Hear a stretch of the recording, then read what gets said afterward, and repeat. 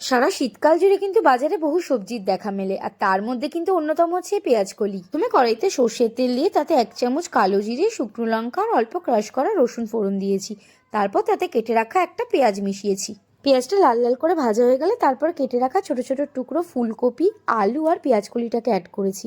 দিয়ে ভালো করে একটু মিশিয়ে এতে 1 চামচ হলুদ আর নুন দিয়েছি।